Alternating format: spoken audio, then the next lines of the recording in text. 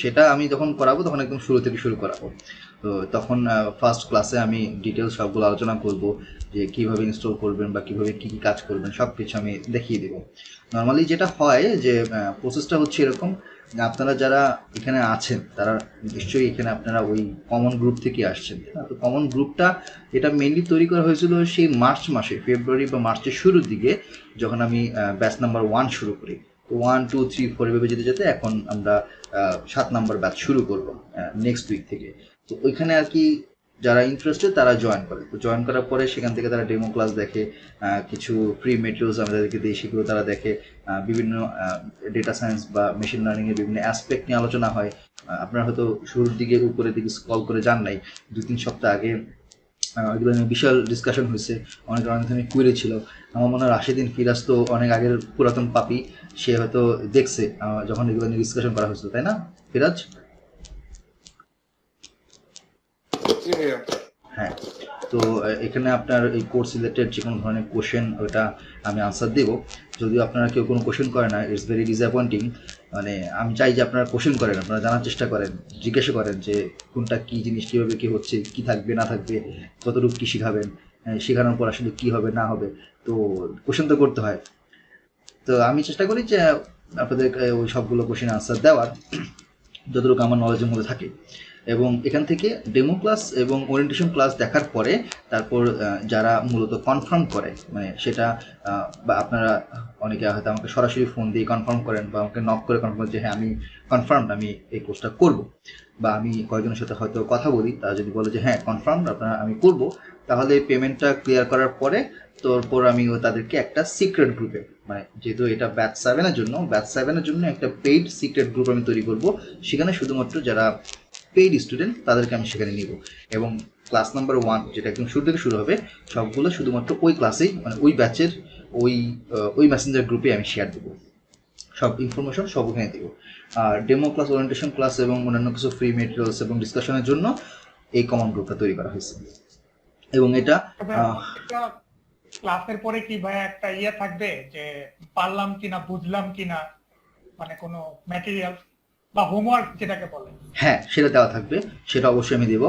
প্রতিটা ক্লাসের পরে না, এটা হচ্ছে যেহেতু এখানে মডিউল 6টা, তো প্রথম 4টা মডিউল, এই 4টা মডিউল কমপ্লিট হওয়ার পরে কোনো কোনো মডিউল 4টা ক্লাস লাগে, কোনো কোনো মডিউল 2টা ক্লাস লাগে, ডিপেন্ড করে। তো এরকম মডিউলের পরে তারপর আমি আপনাদেরকে কিছু কোশ্চেন দেবো, কিছু অ্যাসাইনমেন্ট দিব, সেগুলো আপনারা করবেন। করার পরে তারপর সেটার ভিত্তিতে আমি পরে আবার একটা সেশন নিব, যেই সেশনের মধ্যে সেটার সলিউশন হবে। সো ইন টোটাল আমার এখানের মধ্যে যে যে টপিকগুলো আছে সেই টপিকগুলো মিলে ক্লাস হবে 16 থেকে 17টা ক্লাসই হবে।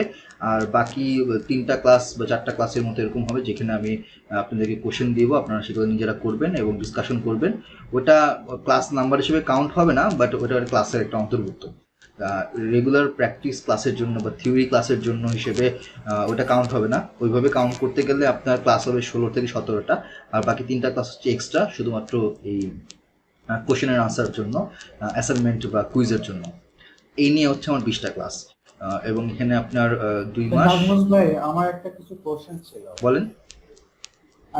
অ্যাকচুয়ালি আমি তো জিনিসটা আজকে জয়েন করছি, আপনি তো সম্ভবত ক্লাস করাচ্ছেন, কিন্তু অ্যাকচুয়ালি আমরা পাইথন নিয়ে আমার অনেক কিছু জানার আছে, মানে একেবারে বেসিক পর্যায়ে থেকে। মনে করেন আপনারা পাইথনকে বলতেছেন মেশিন লার্নিং কোর্স, এটা মানে কেন মানে মেশিন লার্নিং কোর্স বলতেছে? আমি যেটা জানি Python is as a programming language, অনেকে এটা আপনার এআই প্রোগ্রাম ল্যাঙ্গুয়েজ, মানে আর্টিফিশিয়াল ইন্টেলিজেন্স প্রোগ্রামিং বলে। হ্যাঁ, মানে আমি শুধুমাত্র বেসিক বলতে এই দুটো জিনিস একটুকুই জানি, কিন্তু এটা কেন আমরা মানে মেশিন লার্নিং প্লাস ডাটা সায়েন্সের মধ্যে এটাকে আমরা কিভাবে নিচ্ছি, কিভাবে কি করতেছি, ওটা যদি একটু বেসিক ধারণা যদি আমি পেতাম তাহলে ভালো হতো। অবশ্যই এটা ওরিয়েন্টেশন ক্লাস আমি আপনাদেরকে পুরোপুরি ডিটেলস আলোচনা করে বলে দেবো, কোনো সমস্যা নেই। তবে এখনকার জন্য ফর নাও আপনাকে আমি হয়তো একটা আইডিয়া দিতে পারি এরকম, যে মেশিন লার্নিং হচ্ছে একটা টেকনিক, মেশিন লার্নিং হচ্ছে একটা মডেল, যে মডেলের মাধ্যমে আপনি ডেটাকে অ্যানালাইসিস করবেন এবং সেখান থেকে একটা রেজাল্ট বা একটা আউটকাম, একটা ইনসাইট বের করবেন, যেখান থেকে আপনি ডিসিশন তৈরি করবেন। So it's like a predictive algorithm. আপনাকে প্রেডিকশন করবে যে আপনার ডেটাগুলো কতটুকু অ্যাকুরেট, বা ডেটাগুলো আপনি যে মডেলে এখানে অ্যাপ্লাই করতেছেন সেই মডেলে এটা কীরকম এফিসিয়েন্সি দিচ্ছে, আউটকাম কীরকম দিচ্ছে। তো এই যে মেশিন লার্নিংয়ের জন্য যে মডেলগুলোর কথা আমরা বলছি, সেই মডেলগুলো তো কোনো একটা প্ল্যাটফর্মে লিখতে হবে, কোনো একটা কোডের মাধ্যমে লিখতে হবে, একটা ল্যাঙ্গুয়েজের মাধ্যমে লিখতে হবে। সেই ল্যাঙ্গুয়েজটা আমরা অনেক ধরনের ল্যাঙ্গুয়েজের মাধ্যমেই করতে পারি, তবে এর মধ্যে সবচেয়ে এফিশিয়েন্ট এবং সবচেয়ে পপুলার ল্যাঙ্গুয়েজ হচ্ছে পাইথন। আপনি এটা চাইলে আরও করতে পারবেন, আপনি চাইলে এটা পিএইচপি জাভা দিয়েও করতে পারবেন, ওখানেও কিন্তু আপনি মেশিন লার্নিং মডেল অ্যাপ্লাই করতে পারেন, but those are very difficult এবং ওখানের মধ্যে অ্যাপ্লাই করাটা খুবই টাফ হচ্ছে এই কারণে যে ওখানের মধ্যে আপনার পুরো মডেলটা সেট আপ করতে হয় ম্যানুয়ালি আপনাকে মানে হাজারের পর হাজার লাইন আপনাকে কোড করতে হয়, হাজার বেশি বললাম, ধরেন আপনার 200-300 লাইনের কোড করতে হয়। পাইথনের যে সুবিধাটা হচ্ছে এই যে পাইথনে আপনি যেই ধরনের থিওরি বা থিওরাম যেগুলো বলি আমরা, যে মডেলগুলোর জন্য বেসিক যে অ্যালগোরিদমগুলো আছে ওগুলা প্রত্যেকটা আলাদা আলাদা লাইব্রেরি ফাংশন হিসেবে সেট করা আছে। অর্থাৎ আপনার কাছে একদম পুরোপুরি, ধরেন আপনি খাওয়া দাওয়া করবেন, আপনি টেবিলে বসলেন, আপনার সামনে ভাত তরকারি সব কিছু রেডি, আপনি শুধুমাত্র খাবেন। ব্যাপারটা হচ্ছে এরকম, তারা সব কিছু রেডি করে দিচ্ছে আপনার জন্য।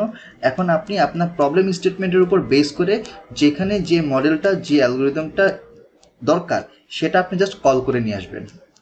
এটা হচ্ছে সবচেয়ে বড় সুবিধা পাইথনে, এবং পাইথন এই কারণেই হ্যান্ডি, পাইথনটা এই কারণেই বেশি সুইফট, কারণ পাইথনের যে ডেভেলপমেন্ট ফোরাম আছে বা ওয়ার্ল্ড ওয়াইড যারা এটা নিয়ে কাজ করে ডেভেলপার আছে, তারা প্রতিনিয়ত এইসব অ্যালগোরিদমগুলোকে আরও কম্প্যাক্ট কীভাবে করা যায়, আরও কীভাবে ইজিলি ইউজ করা যায় সেইভাবে রকমভাবে তারা রেগুলারলি কাজ করে যাচ্ছে। সো ধরেন ম্যাথল্যাবে আপনি যদি একটা প্রোগ্রাম লিখতে যান, সেই প্রোগ্রামটা যদি আপনার 70-80 লাইন বা 100 লাইন যদি হয়, পাইথনে সেটা লেস দেন 50 লাইনের মধ্যে আপনি করতে পারবেন, সেম প্রবলেম সেম আউটকাম আসবে এবং আপনার জন্য সেটা বেশি এফিশিয়েন্ট হবে। তাহলে মানুষ কেন অন্য ল্যাঙ্গুয়েজ যাবে পাইথন বাদ দিয়ে? ব্যাপারটাকে বুঝতে পারছি?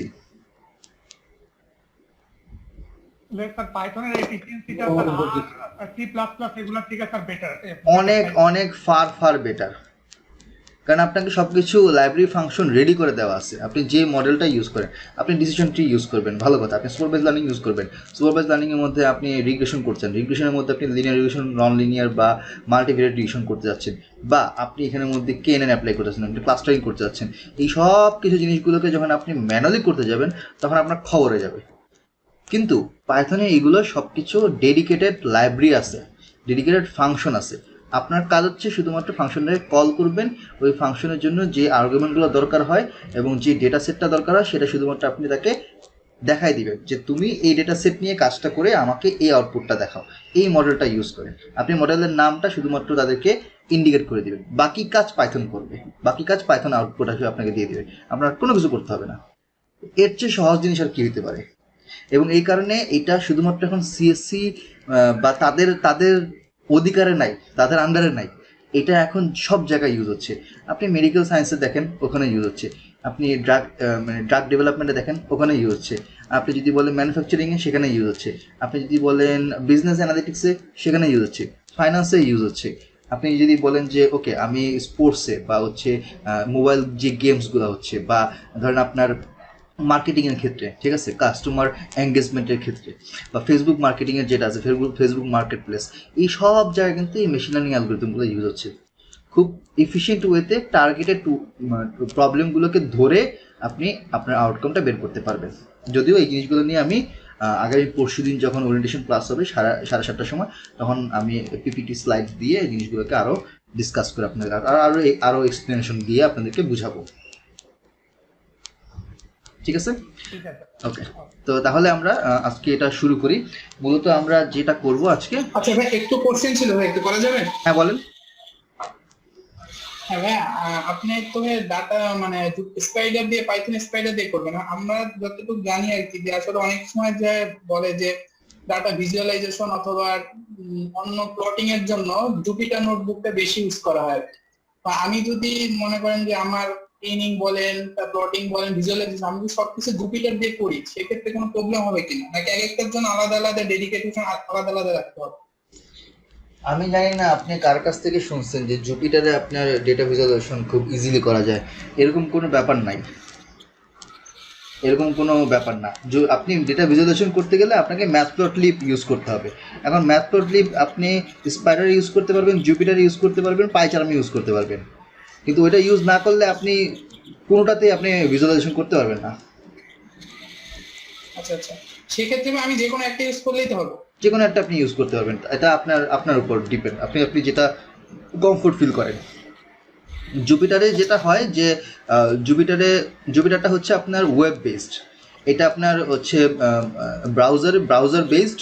আপনার ব্রাউজার দিয়ে আপনাকে এটা রান করতে হয়। ব্রাউজারে আপনি আপনার যেই সি ড্রাইভের লোকেশন, সেখান থেকে আপনি ফাইলগুলো এক্সট্র্যাক্ট করে কাজ করতে পারবেন, কোনো সমস্যা নেই। ইভেন আপনি যদি এটা অনলাইনে কাজ করেন তাহলে সরাসরি সেটা সার্ভারের সাথে কানেক্টেড হবে। এটা হচ্ছে এটা সুবিধা, এছাড়া আর অন্য কোনো ধরনের কোনো সুবিধা নাই। আর জুপিটারে যেটা হচ্ছে, জুপিটারে আপনার এটার যে ইন্টারফেস বা এটার যেই আপনার কি বলবো, যেই যে অপশনগুলো আছে, সেই অপশনগুলো হচ্ছে অনেকটা হ্যাজি, মানে খুব কম অপশন। মানে আপনি এখন স্ক্রিন দেখতে পাচ্ছেন স্পাইডারের, এখানে উপরে ডানে বায়ে অনেক ধরনের ফিচার আছে, আপনি এখানে কাস্টমাইজ করে ইউজ করতে পারবেন। জুপিটারে ওই জিনিসটা নাই, জুপিটারে ওই প্রবলেমটা আছে। ঠিক আছে, তার মানে স্পাইডারটা হচ্ছে বেশি ভালো সবগুলো থেকে। আমি তিনটাতেই কাজ করছি, আমার কাছে স্পাইডারটা বেশি ফ্লেক্সিবল মনে হয়েছে। স্পাইডার আমার কাছে মানে আমি ইজিলি কোড করতে পারি, আমি ইজিলি আউটপুট সহজে দেখতে পারি, সব কিছু আমার জন্য ইজি। এই জন্য আমি স্পাইডার ইউজ করি এবং বাকিদেরকেও স্পাইডার ইউজ করতে উৎসাহিত করি। আচ্ছা ভাই, তার মানে কি আমার মেশিন লার্নিং অথবা ডাটা সায়েন্স অল ওভার সবকিছু আমি স্পাইডার দিয়ে করতে পারবো, তাই তো? হ্যাঁ, পারবেন। আপনার যখন কোনো ধরনের কোনো থার্ড পার্টি প্লাগইনসের দরকার হবে, আপনি শুধুমাত্র স্পাইডারে এটা ইনক্লুড করে নেবেন, ডাউনলোড করে ইনক্লুড করে নেবেন, তাহলেই হবে। আচ্ছা আচ্ছা, ঠিক আছে। ওকে, তাহলে আমরা শুরু করি। তো আমাদের হচ্ছে আজকে ক্লাস নাম্বার 8। এক মিনিট,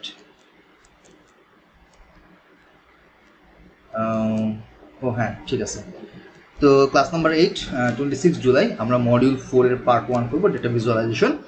সো অ্যাট ফার্স্ট যেহেতু আমরা ডেটা ভিজুয়ালাইজ করতে যাচ্ছি, আমাদেরকে সবার আগে ম্যাটপ্লটলিবটাকে ইম্পোর্ট করতে হয়।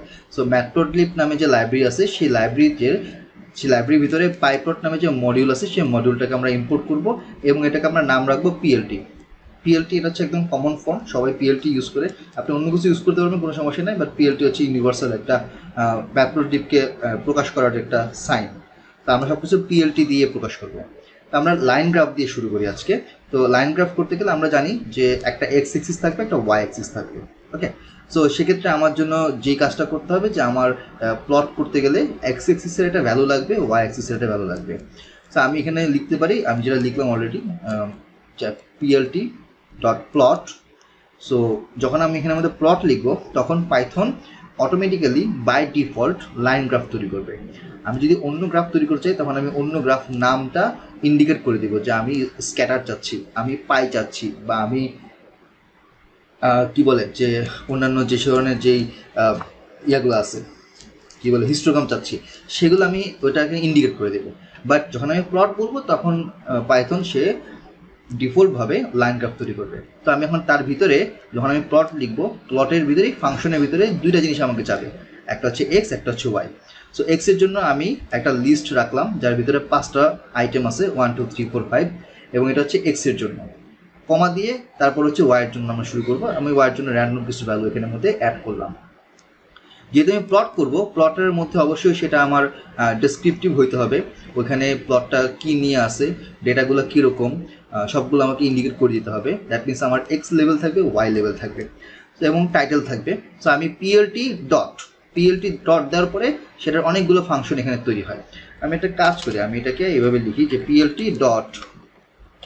এখন ডট দেওয়ার পরে দেখেন এখানের মধ্যে অনেকগুলো ক্লাস চলে আসছে, অনেকগুলো ফাংশন চলে আসছে। আমি এখান থেকে কি নিব, আমি এখান থেকে নিব টাইটেল। সো টিআই টাইটেল আমি ফাংশনে নিব।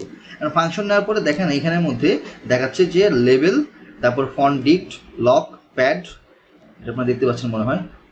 আচ্ছা, আপনার এখানের মধ্যে আসতেছে না, তো আমি ফুল স্ক্রিনটা শেয়ার দিলে হয়তো ওটা পুরোটা আসবে। আমি একটা কাজ করি, আমি তাহলে ফুল স্ক্রিনটা শেয়ার দিই, যেহেতু আপনারা আজকে প্রথমবার এখানে ক্লাস করতেছেন। সো যারা এগুলো জানে, মানে বাকিরা সবাই জানে, এই জন্য কোনো প্রবলেম হচ্ছে না।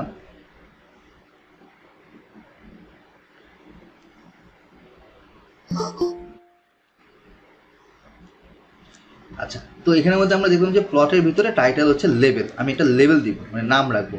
আর KWAR যে কোয়ার্কস মানে হচ্ছে known argument. So known argument আপাতত আমার দরকার নেই, আমি শুধুমাত্র লেভেলটা এখানে সেট করব।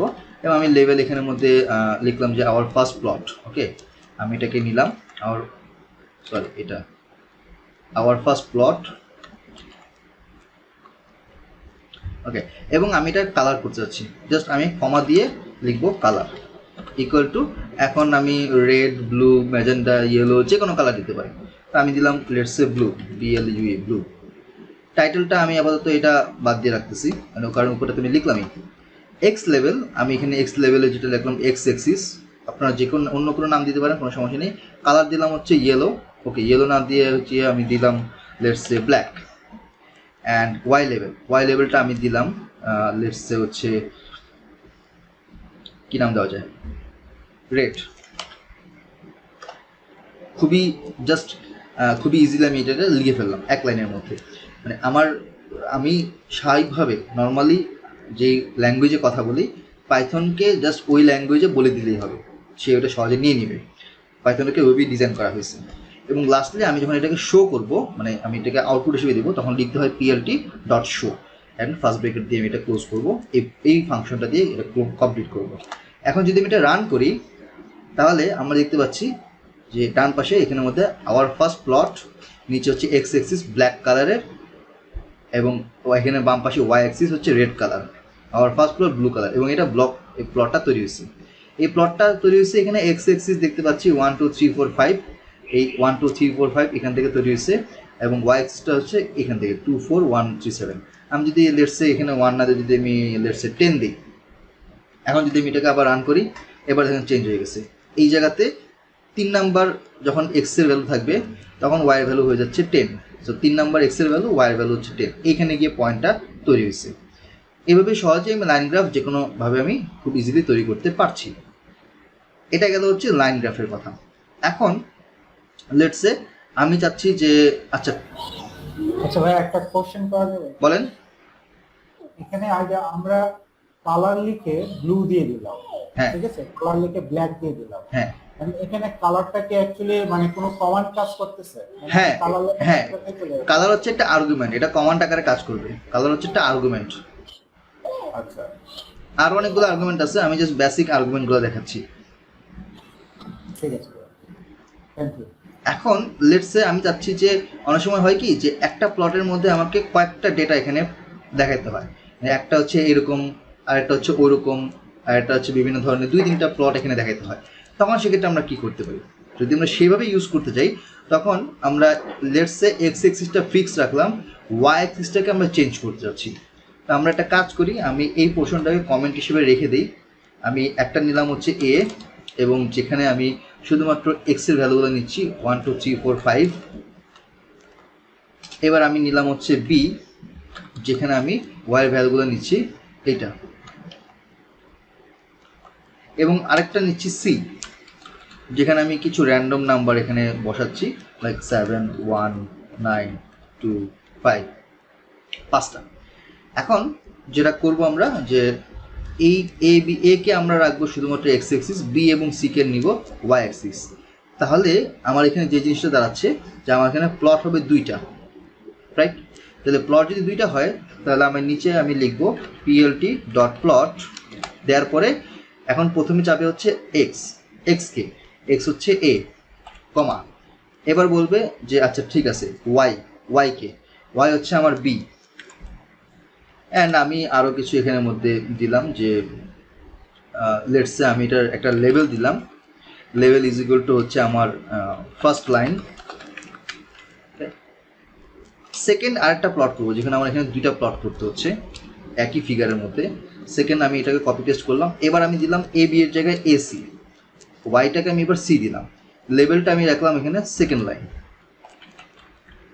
2টা লাইন। টাইটেল আগের মধ্যে আছে, যেহেতু টাইটেল চেঞ্জ হচ্ছে না। এক্স লেভেল ওয়াই লেভেল আগের মধ্যে আছে, চেঞ্জ হচ্ছে না।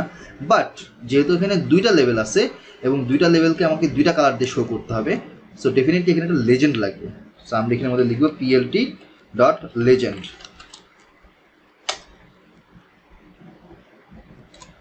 Dot legend. এখন যদি আমি এটাকে রান করি তাহলে দেখতে পাচ্ছি আমার দুইটা এখানে প্লট তৈরি হয়েছে। সো একটা প্লট হচ্ছে ব্লু কালারের, যেটা উপরে লেখা আছে ফার্স্ট লাইন। সেকেন্ড প্লটটা হচ্ছে আরেকটা হালকা ইয়েলো টাইপ কালারের, যেটা হচ্ছে সেকেন্ড লাইন। এই কালারটা হচ্ছে র্যান্ডমলি তারা এখানে তৈরি করছে। আমি চাইলে এখানে কালার দিতে পারি, বাট না দিলে সে র্যান্ডমলি হচ্ছে কিছু ডিফল্ট কালার থাকবে পাইথনের, সেগুলো তারা এখানে শো করবে। এখানে দুইটা লাইন আমি ড্র করলাম, ইচ্ছা করলে 4টা 5টা 6টা লাইন আমি ড্র করতে পারি আমার সুবিধা মতো। জাস্ট যতগুলো লাইন ড্র করবো ততগুলো আমার প্লট এখানের মধ্যে তৈরি করতে হবে।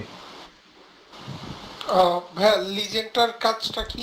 লিজেন্ড হচ্ছে যে আপনারা তো এক্সেলে কাজ করছেন, পাওয়ার পয়েন্টে কাজ করছেন না? তো পাওয়ার পয়েন্টে যখন কোনো একটা ফিগার আপনারা দেখান, ওই ফিগারটা যখন আপনার বিভিন্ন কালারে থাকে, আপনি কালারটাকে ডান পাশে শো করে দেন না, এই কালার হচ্ছে অমুক জিনিস, ওই কালার হচ্ছে তমুক জিনিস। করেন কিনা আপনারা পাওয়ার পয়েন্টে? অফিসে যখন কাজ করতে যান বা অন্য জায়গায় যখন পাওয়ার পয়েন্ট স্লাইডে শো করেন? ভাই এক্সেলে আর কি। এক্সেলে, ঠিক আছে, এক্সেলে করেন। তো সেখানে যে কাজটা করি, এই নাম রাখার ব্যাপারটা, এটাকে বলা হচ্ছে লিজেন্ড। সো এই লিজেন্ড যদি আমি এখানের মধ্যে না রাখি তাহলে সে এই দুইটা কালারকে দেখাবে না যে কোনটা ফার্স্ট এবং কোনটা সেকেন্ড লাইন। আমি যদি লেটসে এই লিজেন্ডটাকে এখন ইনঅ্যাক্টিভ করে দিই তাহলে সে কিন্তু দেখাচ্ছে না, আপনি বুঝতে পারবেন না কোনটা কোন লাইন। সো লিজেন্ডটা দিয়ে আমাকে বুঝাইতে হবে যে অমুকটা তমুক ফার্স্ট লাইন, তারপরটা হচ্ছে সেকেন্ড লাইন, বা ওইটা হচ্ছে ইন্ডিকেট করবে এটা ওই ডেটার জন্য, ওইটা ওই ডেটার জন্য। ক্লিয়ার?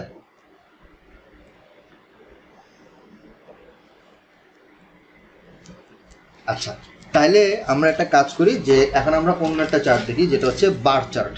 ওকে, সো আমরা একটু বার চার্টের দিকে তাকাই। আমি এটা নেক্সট একটা আলাদা সেল তৈরি করলাম। ওকে, বার চার্ট করতে গেলে আমরা অবশ্যই আমাকে এখানে এক্স এন্ড ওয়াই লাগবে। সো আমি উপর থেকে যেটা আছে আমি এক্স এন্ড ওয়াই, এ আর বি দুইটাকেই কপি করলাম। তো এ আর বি না লিখে এক্স আর ওয়াই লিখে তাদের বুঝতে সুবিধা হবে। এক্স আর ওয়াই সেট করা হয়ে গেল। এখন আমার কাজ হচ্ছে আমি বার চার্ট করবো। সো পিএলটি ডট বার বললে সে বার চার্টের জন্য সে রেডি হবে, এই ফাংশনটার জন্য রেডি হবে। আমি যদি এটাকে ক্লিক করি তখন দেখেন তিনটা জিনিস আসছে, একটা হচ্ছে এক্স, একটা হচ্ছে হাইট, একটা হচ্ছে কোয়ার্ক, মানে নন আর্গুমেন্টস। সো নন আর্গুমেন্টস হচ্ছে আরও অনেকগুলো আর্গুমেন্টস থাকবে, উইডথ, বটম, অ্যালাইন, ডাটা, আরও অন্যান্য হাবিজাবি থাকবে। সো আমরা চাচ্ছি যে এখানের মধ্যে শুধুমাত্র এক্স অ্যান্ড ওয়াইকে আমরা এখানে সেট করবো বার প্লটে। সো এক্স লিখলাম, এবং তারপর হচ্ছে আমার হাইট হচ্ছে আমার এখানে ওয়াই, কতটুকু পর্যন্ত আমার হাইট যাবে, ওয়াই ভ্যালু পর্যন্ত যাবে। আর আমি এখানের মধ্যে লেটসে আমি চাচ্ছি যে একটা লেভেল দিব। ওকে, সো আমি এখানে নাম রাখলাম লেভেল ইজ ইকুয়াল টু 1, একটা প্লট, ঠিক আছে। এবং আমি এখানে কালার দিলাম CLOR কালার রেড। এবার আমি জাস্ট সিম্পলি এখানের মধ্যে title X level Y level set করতে হবে। সো উপরে থেকে আমি শুধু আবার কপি করে নিচে নিয়ে আসলাম। টাইটেলে দিয়ে আমি করলাম যে এখানে হচ্ছে আওয়ার বার প্লট, কালার দিলাম হচ্ছে ব্লু। ওকে, প্লট হচ্ছে এক্স লেভেল হচ্ছে এক্স এক্সিস, ওয়াই এক্সিস যেটা আছে সেটাই দিলাম, যা আছে তাই আর কি দিলাম। ওকে, এবার পিএলটি ডট শো দিলে আমি রান করলে এখন দেখতে পাচ্ছি একটা বার প্লট তৈরি হয়েছে। সো উপরে লেখা টাইটেল আওয়ার বার প্লট, যেটা আমি লিখলাম সেটাই দেখাচ্ছে, নিচে এক্স এক্সিস বামে হচ্ছে ওয়াই এক্সিস, এবং প্রত্যেকটা বার হচ্ছে লাল রঙের, কারণ আমি এখানে রেড দিছি। এখন এখানের মধ্যে আমরা একটু হালকা টুইক করতে পারি। টুইকটা কীরকম, যে কথার কথা যে আমি এখানের মধ্যে চাচ্ছি যে আমার এখানে যে উইডথ আছে, মানে এই যে 1 2 3 4 5 যে উইডথ, এটাকে আমি কমাইতে বাড়াতে চাচ্ছি, কমাবো বাড়াবো। তো আমি এখানে এক্সট্রা একটা আর্গুমেন্ট এখানে অ্যাড করতে পারি যে উইডথ দিয়ে আমি দিলাম হচ্ছে লেটস সে 0.2 উইডথের কাজটা কি, এবং 0.2 দিলে কি হচ্ছে সেটা আমরা একটু দেখি। 0.2 দিলে এবার যে রান করি দেখলাম যে এদের ভিতরে যে এই উইডথটা অনেক চিকন হয়ে গেছে। তো আমরা চিকন বড় মোটা ছোট করতে পারতেছি। আমি যদি 0.2 না দিয়ে যদি 0.8 দিই তাহলে দেখলাম যে হ্যাঁ এটা বড় হয়ে গেছে, এবং যদি 1 দিই তাহলে প্রত্যেকটার সাথে প্রত্যেকটা একদম পাশাপাশি লেগে যাবে। সো 1 আমরা কখনোই ইউজ করি না, নাহলে আমরা বুঝবো কীভাবে ভিজুয়ালাইজেশন করতে গেলে। সো 1 এর নিচে আমরা ইউজ করি 0.7 0.8 0.9 এরকম ইউজ করি, বেশি কম দিলে আবার দেখতে বিচ্ছিরি দেখায়। এখন আমার একটা কথা হচ্ছে যে ওকে ফাইন, এটা তো গেল। এখন আমি চাচ্ছি যে এখানে আমি আরেকটা প্লট করব, মানে এখানে পাশে আরেকটা কালারের বার তৈরি করব, সেটা কিভাবে করতে যাচ্ছি। তো আমি যদি একটা কাজ করি যে, আচ্ছা ভাইয়া, আমি একটা কথা বলতে পারি? হ্যাঁ শিওর, বলেন ভাইয়া, বলেন শিওর। এইখানে হলো গিয়ে আমরা বিভিন্ন রকম ভ্যালু ইন্ডিকেট করে দিয়েছি, 1 2 3 4 5, জি। ঠিক আছে? হুম। এগুলা মানে এক একটা কি ইউনিট হিসেবে কাজ করতে, সাপোজ আমি একটা মানে বার চার্ট করি বা গ্রাফ করতে গেলে আমার বিভিন্ন রকম ইয়ে থাকে, সেন্টিমিটার থাকে, মিটার থাকে, হ্যাঁ কিলোমিটার এরকম থাকে। হ্যাঁ। এইখানে তো আপনি কোনো ইউনিট ইউজ করেন নাই, তাই না? লিমিট নাকি ইউনিট? লিমিট যেটা মানে ইউনিট, এটা তো জাস্ট ওয়ান ইউনিট, মানে ওয়ান ওয়ানে। হ্যাঁ 1 1, হ্যাঁ। মনে করেন আমার সাপোজ যদি এরকম কোনো কার্ভ আসে, মনে করেন আমার একটা হলো গিয়ে আমার কোনোটা সেন্টিমিটার কোনোটা মিটারে আছে, হ্যাঁ। ঠিক আছে? হুম। তো সেক্ষেত্রে তো তখন আমার এই প্রোগ্রামিংটাতে একটু চেঞ্জ আসবে। তখন আপনাকে সবগুলোকে একটা ইউনিটে নিয়ে আসতে হবে। বুঝিনি ভাই। সবগুলোকে একটা ইউনিটে নিয়ে আসতে হবে, একটা সেম ইউনিটে। মিটার সেন্টিমিটার রাখলে হবে না, সবগুলোকে হয় মিটারে অথবা সেন্টিমিটার রাখতে হবে। আচ্ছা আচ্ছা, মানে সেটা মানে ওই মিটার থেকে সেন্টিমিটার কনভার্ট করে যতটুকু পয়েন্ট দরকার পড়ে সেটা করে ফেলতে সেটা হবে। আপনি আলাদা আলাদা করে এখানে ইনপুট দিবেন। হ্যাঁ, ঠিক আছে, থ্যাংক ইউ। আচ্ছা, তো এখন ধরেন আমি এখানের মধ্যে এক্সটাকে ফিক্স রাখলাম, এক্সটা ফিক্স থাকবে, ওয়াইয়ের ভ্যালুগুলো চেঞ্জ হচ্ছে। তো একটা হচ্ছে রেড কালার, আমি যাচ্ছি আরেকটা করবো, সেটা হচ্ছে ব্লু কালারের। ওকে, সো আমার এখানে প্লট যে বার আছে এটা সেম থাকতেছে, আমরা এটাকে জাস্ট কপি করে নেক্সট লাইনে পেস্ট করব এবং ওয়াইয়ের জায়গায় নেক্সট লাইনের জন্য Y2 দেব এবং লেভেল দিলাম আমি এখানের মধ্যে 2, কালার দিলাম আমি এখানে ব্লু, উইথ সেম রাখলাম। যদি ইনকেস আমরা এটাকে এইভাবে রান করি তাহলে কি হলো, তাহলে দেখা যাচ্ছে কি একটা কম্পোনেন্টের উপর এটা ওভারল্যাপ হয়ে গেছে। ওভারল্যাপ হয়ে গেলে কিন্তু আমার জন্য বুঝতে সুবিধা, তো বুঝতে অসুবিধা। তো এই যে ব্লুর পিছনে রেড, এটা আসলে কতটুকু উঠছে আমরা কি বলতে পারি না। সেক্ষেত্রে আমরা কি করতে পারি, সেক্ষেত্রে একটা টুইক করা যায়। আমি উইথটাকে যদি কমায় দিই, 5 দিয়ে দিই, এবার যদি রান করি তাহলে কিন্তু আমার জন্য বুঝতে সুবিধা। আপনি দুইটা ডিফারেন্ট টাইপের ডেটাকে একটা প্লটের মধ্যে করতে পারবেন এবং এই ওয়েতে দেখাতে পারবেন যে হ্যাঁ, যখন ভ্যালু 1 হবে তখন রেড হবে 2 আর ব্লু হবে 7। যদি 2 হবে এক্স এক্সিস, তখন হবে ওয়াইয়ের ক্ষেত্রে রেড হচ্ছে 4 আর ব্লু হচ্ছে 1। তখন কিন্তু আপনার বোঝাতে জিনিসটা সুবিধা হবে এবং দেখতে জিনিসটা কিন্তু স্মার্ট ওয়েতে আপনি দেখাতে পারবেন। আপনি এখানে চাইলে যে লিজেন্ডটা দেওয়া আছে 1 and 2, আপনি এটা কালার নাম চেঞ্জ করে 1 এবং 2 জায়গায় অন্য যে কোনো নাম দিতে পারবেন, যাতে এটা ইন্ডিকেশনের জন্য আর একটু ক্লিয়ার হয়। এইভাবে আপনি এখানে আরেকটা কথা বলি ভাই। বলেন। এখানে এক্স অ্যাক্সিসে আমরা এই যেমন এই নিচের যে অ্যাক্সিস গুলো 1 2 3 4 5, হুম। আবার উপরের গ্যাপ আছে আপনার 2 4 6 8 10, হ্যাঁ। ঠিক আছে? হুম। এই ভাগটা কোথায় করলেন? এটা তো Programming করেছেন কি? এইটা আমি এখানে প্রোগ্রাম নেই, এটা পাইথন অটোমেটিক্যালি তৈরি করছে। অটোমেটিক্যালি তৈরি করছে, মানে ওর সুবিধা মতো করে দেখাচ্ছে, সুবিধা মতো করে আপনার যেরকম ভাবে ফিগারটা আসলে বেটার হবে সেই বেটারটাই আমাকে দেখাচ্ছে। আপনি চাইলে এখানে চেঞ্জ করতে পারবেন, কোনো সমস্যা নেই। মানে এখানে আপনি মানে আপনি যদি রেঞ্জ যদি 10 না হয়, যদি রেঞ্জ ধরেন 100 হইলো, তখন কিন্তু আবার সে আবার ওইভাবে চেঞ্জ করবে।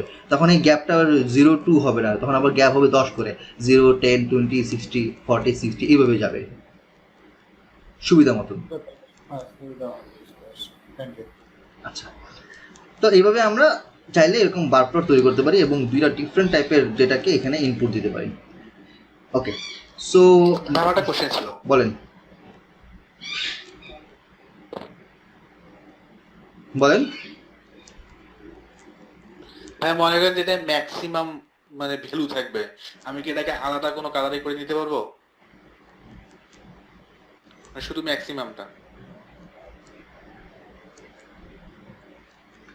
ম্যাক্সিমাম বলতে ধরেন এই যে এখানে 3 নাম্বার যেটা আছে ম্যাক্সিমাম, এটা 10। জি ভাইয়া, জি ভাইয়া। ডিফিকাল্ট, ওইভাবে আলাদা করে জিনিসটা ডিফিকাল্ট। তবে হ্যাঁ, আপনি এটা আপনি এখানের মধ্যে বার চার্টে করতে গেলে প্রবলেম হয়ে যাবে, আপনাকে অন্য চার্টের মাধ্যমে করতে হবে বা স্ক্যাটার প্লটের মাধ্যমে করতে হবে।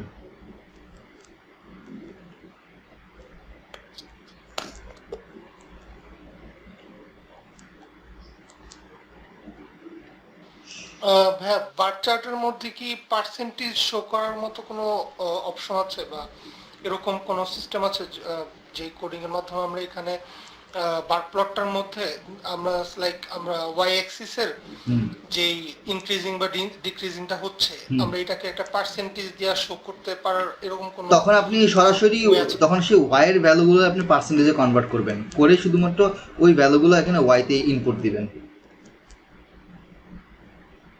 আচ্ছা, তাহলে আর কি এই বার প্লটটার মধ্যে পার্সেন্টেজটাও শো করবে এরকম? হ্যাঁ, আমি যদি এখন ধরেন 0.2, 0.4, 0.10, 0.3, 0.7, এখানে হচ্ছে 0.7, 0.1, 0.9, 0.2, 0.5 সব কিছু আমি পয়েন্টে রাখলাম। এবার যদি আমি রান করি তাহলে দেখবেন যে এটা পয়েন্ট বেরোতে চলে আসছে।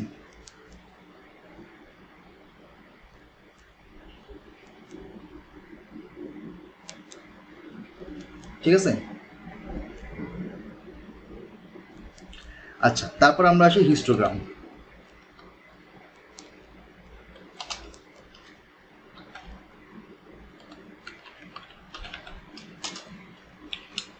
ওকে, হিস্টোগ্রামে কি হচ্ছে? হিস্টোগ্রামটা হচ্ছে এরকম, হিস্টোগ্রামটা মূলত এটা বার প্লটেরই একটা পার্ট, বার প্লটের মতো এটা দেখতে, but there are some differences. আমরা ছোটোবেলায় ক্লাস 9-10 বইয়ে, ম্যাথ বইয়ে শেষের একটা চ্যাপ্টার ছিল, ওখানে আমরা মধ্যক প্রচুরকের কিছু অঙ্ক করেছিলাম এবং ওখানে আমরা কিছু গ্রাফ দেখছিলাম, মনে আছে হিস্টোগ্রামের? কেউ কি রিকল করতে পারবেন? ভাই এটা কি কোন একটা সার্কেলের মধ্যে ডিভাইড করা থাকতো? না না না, ওটা তো পাই চার্ট। আমি বলছি হিস্টোগ্রামের ক্ষেত্রে যে আমরা ওই যখন ওই 9-10 বইয়ে, হ্যাঁ 9 বই বা 8 বই, সরি 8 বইয়ে লাস্ট চ্যাপ্টারটায় ওখানের মধ্যে ওই মধ্যক প্রচুরকের কিছু অঙ্ক ছিল এবং সেগুলোকে আমরা ওই যে ওই টালি দিয়ে আমরা দেখাইতাম, ফিগার ড্র করতাম। এখন কি মনে পড়ে? জি ভাইয়া, টালির অঙ্ক তো ভাই করছিলাম। টালির অঙ্কটা 4টার পরে হ্যাঁ ভাইয়া মনে আছে। আচ্ছা, তো ওইখানে কি হতো, ওইখানে আমরা একটা রেঞ্জ দিতাম না এক্স এক্সিস বরাবর, যে লাইক 1 থেকে 10, 10 থেকে 20। হ্যাঁ, যখন আমরা ডেটাগুলোকে একটা রেঞ্জের মাধ্যমে ফেলবো, 1 থেকে 10, 10 থেকে 11 থেকে 20, 11 থেকে 20, তো ব্যাপারটা হচ্ছে এরকম যে যখন আমরা ওই রেঞ্জটা ইউজ করব তখন এই হিস্টোগ্রাম, তখন ওই বার চার্টটাকে আমরা বলি হিস্টোগ্রাম। হিস্টোগ্রাম হচ্ছে বার চার্টের অন্য একটা ভার্সন, অন্য একটা ভার্সন। জাস্ট এখানে পার্থক্য হচ্ছে যখন আমি বার চার্ট করতেছি তখন নিচে হচ্ছে ইন্ডিভিজুয়াল ভ্যালু থাকতেছে, আর হিস্টোগ্রামের ক্ষেত্রে আমার এক্স এক্সিসের রেঞ্জ থাকবে। এই রেঞ্জটাকে পাইথনের ভাষায় বলা হয় বিন, BIN, বিন। তো আমরা ওই বিনটাকে ইউজ করে হিস্টোগ্রামটা তৈরি করব। এখন আমি একটা এক্সাম্পল দিয়ে আপনাদেরকে দেখাই। ফর এক্সাম্পল, একটা ক্লাসের মধ্যে স্টুডেন্টরা পরীক্ষা দিচ্ছে, একটা কোচিংয়ের মধ্যে 10 জন স্টুডেন্ট। এখন টিচার তাকে পরীক্ষা নিচ্ছে, পরীক্ষায় তারা টেস্টের কিছু স্কোর আসলো, তাদের হাতে কিছু, টিচারের হাতে কিছু স্কোর আসছে আউট অফ 100-এর মধ্যে। তো এখন সে চাচ্ছে যে এইখানে যতজন স্কোর পাইছে এর মধ্যে লাইক 1 থেকে 20 বা 21 থেকে 40 এইরকম 20 করে রেঞ্জের মধ্যে কয়জন স্টুডেন্ট আছে সেটা আমি বের করব। বা উনি যদি বলে যে এখানে পাস মার্ক হচ্ছে 40-এর উপরে কয়জন আছে আমি এটা দেখতে যাচ্ছি একটা গ্রাফের মাধ্যমে, সেক্ষেত্রে আমরা হিস্টোগ্রাম ইউজ করি। তো আমি যদি এখানে একটা টেস্ট স্কোর দিই, টেস্ট স্কোর আন্ডারস্কোর ইকুয়াল দিয়ে আমি এখানের মধ্যে কিছু ভ্যালু দিই, লাইক 67, 71, 68, 54, 82 ভালো স্কোর করছে, ওকে। দেন 48 খারাপ ছাত্র, তো তারপর এরকমভাবে দিলাম ধরেন 73, ওকে 70, তারপর 62, কয়টা দিলাম এখানের মধ্যে আমি? 4টা, 8টা, 9টা, ধরেন 8টা, 58 এই টেস্ট স্কোর, ওকে। সো একটু কমাই দিই, 58 না দিয়ে আমি এটাকে 48 দিই। এখন আমি চাচ্ছি যে 10 করে আমি গ্যাপ করে আমি একটা গ্রাফ তৈরি করবো এবং এই রেঞ্জের মধ্যে কজন স্টুডেন্ট আছে, কজন স্টুডেন্ট ওই রেঞ্জের মধ্যে স্কোর পাইছে সেটা আমি এখানের মধ্যে বের করতে চাচ্ছি। সো আমরা এখানের মধ্যে একটা কাজ করতে পারি, সেটা হচ্ছে এরকম, আমি এখানের মধ্যে সবার আগে বিনসগুলোকে আলাদা করব, মানে কয়টা করে গ্যাপ সেটা আমি আলাদা করবো। তো আমি এখানে নাম রাখলাম বিনস, বিনস, এবং আমি এখানের মধ্যে 10, 20, 30, 40, 50, 60, 70, 80, 90, 100। ওকে, 10 করে ভাগ করলাম। এখন আমি একটা হিস্টোগ্রাম করবো। সো পিএলটি হিস্টোগ্রামের শর্ট ফর্ম হচ্ছে হিস্ট। যখন আমি হিস্ট দিব তখন সে বলবে যে এক্স এর ভ্যালু, এক্স আমি কাকে নিচ্ছি। সো এক্স হচ্ছে আমার সেই test score. So test score যখন আমি এখানে লিখবো test underscore scores and then comma দেওয়ার পরে এখন হচ্ছে আমি বিনস কী নিব। সো বিনস আমার অলরেডি সেট করা আছে 10 থেকে 100 পর্যন্ত 10 করে গ্যাপ। সো বিনস নিলাম যা আছে তাই, এবং আমি যাচ্ছি যে হিস্ট্রির টাইপ, হিস্টোগ্রামের টাইপটা কীরকম দিব। সো এটা হচ্ছে আমি বার চার্টের মতো দেখাতে যাচ্ছি। So hist type is equal to bar chart টাইপের। এখন আমি এটার লিখলাম লেটসে, পরেরটা এখানের মধ্যে অ্যাড করব। আমি টাইটেল, লেবেল আর হচ্ছে লিজেন্ড, আমি ওই জিনিসটাকে আবার এখানের মধ্যে নিয়ে আসলাম, কপি করে এখানে নিয়ে আসলাম। আমি টাইটেল এখানেও দিলাম যে টেস্ট স্কোর্স। ওকে, এক্স লেভেল হচ্ছে আমার রেঞ্জ আর ওয়াই অ্যাক্সিস হচ্ছে আমার score. Legend and PLT dot show. এবার যদি আমি এটাকে রান করি তাহলে আমি এখানের মধ্যে একটা হিস্টোগ্রাম পাচ্ছি, যেখানে 40-এর নিচে কোনো ডেটা আমি দিই নাই, সেজন্য ওই জায়গাটা খালি, বা 90-এর উপরে কোনো ডেটা নাই। সো 40 থেকে 50-এর মধ্যে এখানে 2 জন স্টুডেন্ট আছে। স্কোর না দিয়ে আমি এটাকে বলি নাম্বার অফ স্টুডেন্টস, তাহলে একটু এটা মিনিংফুল হবে। Number of students. সো 40 থেকে 50-এর মধ্যে আছে 2 জন, 50 থেকে 60-এর মধ্যে আছে 1 জন, 60 থেকে 70 এবং 70 থেকে 80-এর মধ্যে সেম 3 জন আছে, 80-এর উপরে আছে 1 জন। সো আমি চাইলে এখন আমার ডেটাগুলোকে এইভাবে একটা হিস্টোগ্রামের মাধ্যমে দেখতে পারি যে আসলে কোন কোন রেঞ্জের ডেটাগুলো কয়বার করে আছে বা কত রেঞ্জের মধ্যে আছে। এখন আমি যদি চাই যে এখানে একটু টুইক করতে, ফর এক্সাম্পল আমি চাচ্ছি যে এখানে যে 10 জন স্টুডেন্ট আছে সবগুলো স্টুডেন্টকে কিউমুলেটিভ ওয়েতে আমি এটাকে শো করব, মানে সবগুলো যোগ করতে করতে করতে লাস্টে 10 জন আসবে। কিউমুলেটিভ ভাবেও আমি এটাকে হিস্টোগ্রামটা শো করতে পারি। সেক্ষেত্রে আমি একটা এক্সট্রা আর্গুমেন্ট এখানে অ্যাড করব, সেটা হচ্ছে কিউমুলেটিভ, এবং আমি কিউমুলেটিভটাকে ট্রু রেখে দেবো, TRUE, ট্রু। আর একটা জিনিস আমি অ্যাড করতে পারি লাইক আর উইডথ হচ্ছে এদের মধ্যে, মানে এই রোয়ের উইডথ কত আমি দিলাম হচ্ছে এখানে 0.8। চেঞ্জ করা যাবে, যে কোনো মুহূর্তে চেঞ্জ করা যাবে, জাস্ট খালি চেক করার জন্য কীরকম দেখায়। এখন দেখলাম যে এটা কিউমুলেটিভ ওয়েতে বাড়ছে। কীরকম? 40 থেকে 50-এর মধ্যে হচ্ছে 2 জন, 40 থেকে 50 এবং 50 থেকে 60, মানে 60 পর্যন্ত আছে 3 জন, 70 পর্যন্ত আগেরগুলো সব যোগ করলে হচ্ছে 6 জন, তারপর হচ্ছে 70 থেকে 80 পর্যন্ত হচ্ছে টোটাল মিলে 9 জন, তারপর 8 জন, 9 জন, তারপর হচ্ছে 80-এর উপরে 10 জন, 100-এর উপরে 10 জন। 100-এর উপরে 10 জন মানে এটার আর এখানের মধ্যে কাউন্ট হচ্ছে না, কারণ অলরেডি এখানের মধ্যে 80-এর উপরে 10 জন চলে আসছে, ম্যাক্সিমাম ভ্যালু 10 এখানে চলে আসছে। সো এখন আমি যদি কেউ যদি বলে যে আচ্ছা 80-এর নিচে টোটাল কয়জন আছে, 80-এর নিচে আছে টোটাল 9 জন, তার নিচে কতজন আছে, 60-এর নিচে কতজন, 60-এর নিচে টোটাল আছে 4 জন না সরি, এটা কি বলতেছে 3 জন, 2 জন 1 জন 3 জন। ওইভাবে কিন্তু আমি একটা মেজারমেন্ট করতে পারি, যদি আমি কিউমুলেটিভ ওয়েতে সাজাই তখন ওইভাবে আমি দেখাতে পারি। তো এটা হচ্ছে হিস্টোগ্রাম। আপনাদের কোনো কোশ্চেন আছে বুঝতে? স্যার আমার একটা কোশ্চেন ছিল। বলেন। আমার একটা কোশ্চেন ছিল ভাই। হ্যাঁ শিওর, বলেন। স্যার এখানে তো স্যার আমরা ম্যানুয়ালি হচ্ছে ডাটাগুলোকে ইনপুট করছি, যেমন টেস্ট, স্কোর, তারপর বিনস। এখন স্যার আমি যদি চাই যে কোনো সার্ভে করার সময় আমরা যেমন করি, মানে কোনো এক্সেল ফাইল থেকে আমি যদি ডাটাগুলোকে ইম্পোর্ট করতে চাই, তাহলে আমরা কিভাবে করবো? মানে ওটা কি করা পসিবল ইয়াতে, মানে আপনার পাইথনে?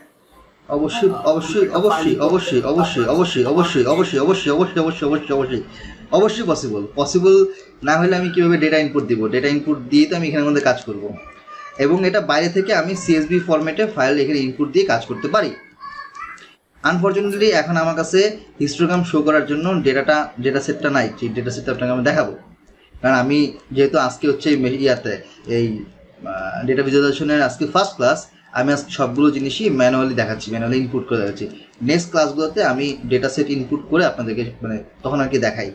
ফার্স্ট ক্লাসগুলোতে আমি ম্যানুয়ালি বসাই। এখন ডেটা সেটগুলো ইম্পোর্ট দিলে তাতে হয় কি যে এখানে একটা বায়াসনেস কাজ করে, ডেটা সেটটা যেরকমই আছে সেরকমভাবে কিন্তু আউটপুট আসবে। বাট আমি যে কাজটা করি যে আমি একটু চেঞ্জ করি এখানের মধ্যে, আমি ফার্স্টে হচ্ছে ম্যানুয়ালি দেখাই। ম্যানুয়ালি দেখালে সুবিধা হয় কি যে আমি আপনাদেরকে ম্যানুয়ালি প্রবলেমগুলো দেখাতে পারি যে ডেটা সেটগুলো এভাবে হলে এভাবে হবে, আউটপুটগুলো প্যারামিটার চেঞ্জ করলে এভাবে হবে। কিন্তু যদি আমি একটা ডেটা সেট যদি ফিক্স রেখে দিই এবং সেটাকে ইম্পোর্ট করি, তখন কিন্তু আমি আপনাদেরকে ওই টুইক করার কাজটা করতে পারি না, দেখাতে পারি না। এটা আমি এর আগে, এটা আমার প্রিভিয়াস এক্সপিরিয়েন্স থেকে আমি এটা বলতেছি।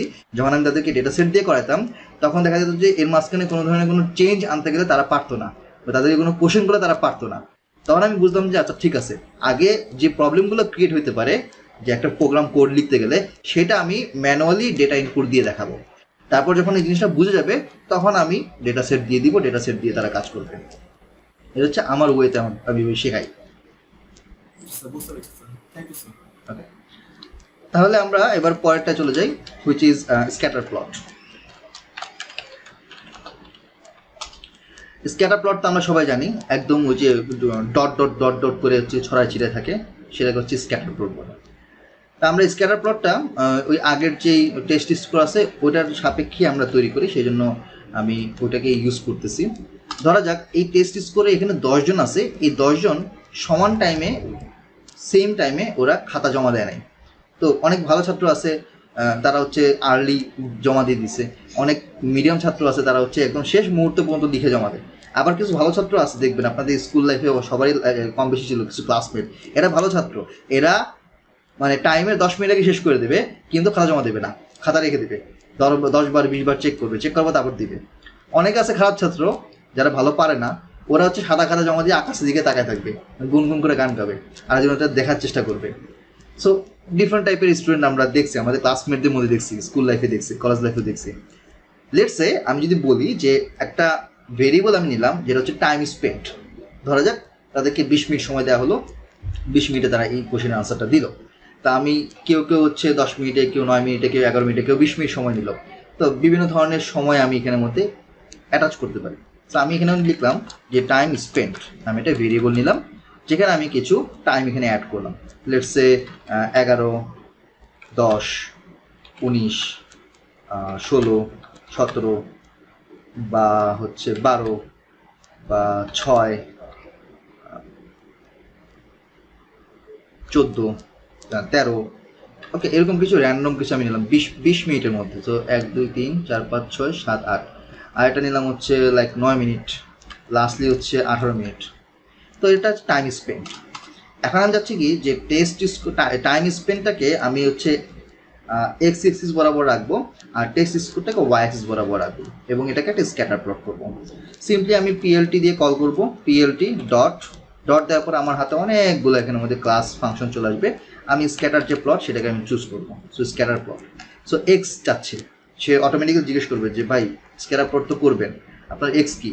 এক্স হচ্ছে আমার সেই টাইম স্পেন্ট। সো আমি লিখবো এখানে টাইম আন্ডারস্কোর স্পেন্ট, স্পেলিং যেন ভুল না হয়, স্পেলিং ভুল হলে কিন্তু প্রোগ্রাম কাজ করবে না। আর ওয়াই কি? ওয়াই হচ্ছে test score, test underscore scores. Okay, আর বাকি নোন আর্গুমেন্টস আমার আপাতত এখন দরকার নেই, একটু বাদ। এখন সিম্পলি আমি ওই যে আগের যে সেম টাইটেল হাবিজাবি আছে ওগুলোকে আবার এখানের মধ্যে অ্যাড করলাম। করার পরে আমি এখানের মধ্যে টাইটেল দিলাম let's say time spent versus test score, time spent versus test score. Colour দিলাম হচ্ছে ব্লু, ওকে যাক রাখলাম। এক্স লেভেল দিলাম হচ্ছে টাইম স্পেন্ট ইন মিনিটস, বা আমি দিলাম যে টাইম ইন মিনিটস, মিনিটস। আর ওয়াই এক্সিস বরাবর দিলাম হচ্ছে এখানে টেস্ট স্কোরস। কাজ শেষ, রান করলাম, এই তো ফিগার চলে আসলাম। এই ফিগারে দেখতে পাচ্ছি যে এক্স এক্সিস বরাবর হচ্ছে 6 থেকে শুরু হচ্ছে। এখন চাইলে কিন্তু আমি এটা 0 থেকে শুরু করতে পারতাম, কিন্তু পাইথন জানে যে 6 এর নিচে কোনো ভ্যালু নাই, সুতরাং সে 6 থেকেই কাউন্ট করা শুরু করছে, যেটা আমার ভিজুয়ালাইজ করতে সুবিধা হবে। পাইথন ওইভাবেই মানে অপটিমাম রেজাল্টটা আমাকে দেখাবে। এটা কিন্তু আমি ম্যানুয়ালি এখানে করি নাই, সে পাইথন নিজেই বলতেছে যে 6 থেকে শুরু হবে, তাই আপনাকে 6 থেকে দেখাচ্ছি যাতে ভিজুয়ালাইজটা আরও ক্লিয়ার হয়। সো ফাইন, 6 মিনিটের মধ্যে যে আনসার করলো, খাতা জমা দিল, তার স্কোর হচ্ছে বিটুইন 70 and 75, লেটস সে 73। তারপরে 8-9 মিনিটে যে জমা দিল তার স্কোর হচ্ছে 62 বা 3 মতো এভাবে। তো আমি এখানের মধ্যে একটা জিনিস মানে যদি অ্যানালাইসিস করতে চাই যে লেটস সে যদি কেউ বলে যে ফর এক্সাম্পল যারা বেশি টাইম স্পেন্ড করছে খাতা জমা দিতে বা খাতার মধ্যে, তারা ভালো স্কোর পাইছে। বাট কিন্তু আমরা এখানে আমি দেখতে পাচ্ছি না, এখানে দেখতে পাচ্ছি যে বেশি টাইম দিলে স্কোর অত ভালো আসছে না। একটা আসছে র্যান্ডম 80-র উপরে, আর বাকি 3টা আসছে নিচে। আবার দেখলাম যে খাতা জমা দিচ্ছে আর্লি, বাট তারা হচ্ছে স্কোর ভালোই পাইছে, অন অ্যান অ্যাভারেজ 60 to 75-এর মধ্যে।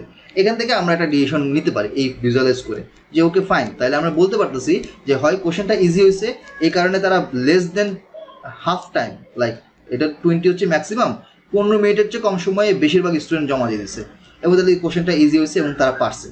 এটা কিন্তু আমরা একটা ফিগার দেখে আইডিয়া করতে পারি, এটা একটা ডিসিশন আমরা নিতে পারি, একটা ইনসাইট আমরা পাই।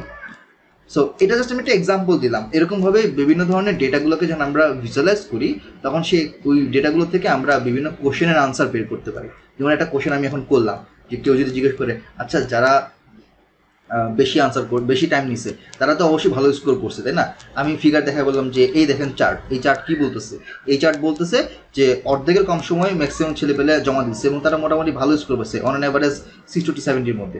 এর মানে আপনি কোশ্চেনটা অ্যাভারেজ মানের করছেন, আপনার কোশ্চেনের মানটা ভালো হয় না। ভালো হইলে কি হতো, হয়তো যারা কম সময় পরীক্ষা দিচ্ছে, খাতা জমা দিচ্ছে, তারা হয়তো কিছুই পারতো না, কম পারতো, নাম্বার কম পাইতো।